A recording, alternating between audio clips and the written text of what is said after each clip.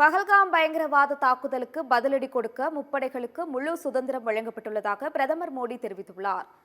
காஷ்மீரின் பஹல்காமில் கடந்த வாரம் பயங்கரவாதிகள் நடத்திய தாக்குதலில் 26 சுற்றுலா பயணிகள் உயிரிழந்தனர். இந்த கொடூர தாக்குதலை தொடர்ந்து தீவிரவாதிகளுக்கு அடைக்கலம் கொடுத்தவர்களை கைது செய்வது, அவர்களது வீடுகளை இடிப்பது உள்ளிட்ட அதிரடி நடவடிக்கைகளில் இந்திய ராணுவம் களமிறங்கியது. மேலும் தாக்குதலில் ஈடுபட்ட பயங்கரவாதிகளின் படங்களை வெளியிட்ட மத்திய அரசு தாக்குதலின் பின்னணியில் பாகிஸ்தான் இருப்பதாகவும் குற்றம் சாட்டியது. இதனிடையே பயங்கரவாத தாக்குதலுக்கு இந்தியா பதிலடி கொடுக்க தயாராகி வருவதாக தகவல் வெளியாகி வரும் நிலையில் டெல்லியில் பிரதமர் மோடி தலைமையில் உயர்மட்ட குழு கூட்டம் நடைபெற்றது. இதில் பாதுகாப்பு துறை அமைச்சர் ராஜ்நாத் சிங், தேசிய பாதுகாப்பு ஆலோசகர் அஜித் தோவல், முப்படைகளின் தலைமை தளபதி அனில் சௌஹான் உள்ளிட்டோர் கலந்து கொண்டனர். இந்த கூட்டத்தில் பஹல்காமில் பயங்கரவாத தாக்குதலுக்கு பதிலடி கொடுப்பது குறித்து ஆலோசிக்கப்பட்டதாக கூறப்படுகிறது.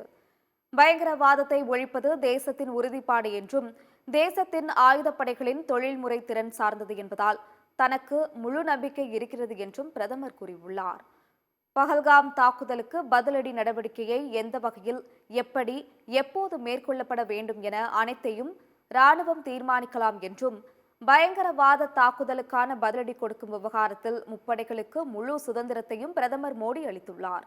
இந்த ஆலோசனைக் கூட்டத்தை தொடர்ந்து பாதுகாப்புக்கான மத்திய அமைச்சரவைக் கூட்டம் இன்று காலை 11 மணிக்கு நடைபெறவுள்ளது. இந்த கூட்டத்தில் முக்கிய முடிவுகள் எடுக்கப்படலாம் என எதிர்பார்க்கப்படுகிறது.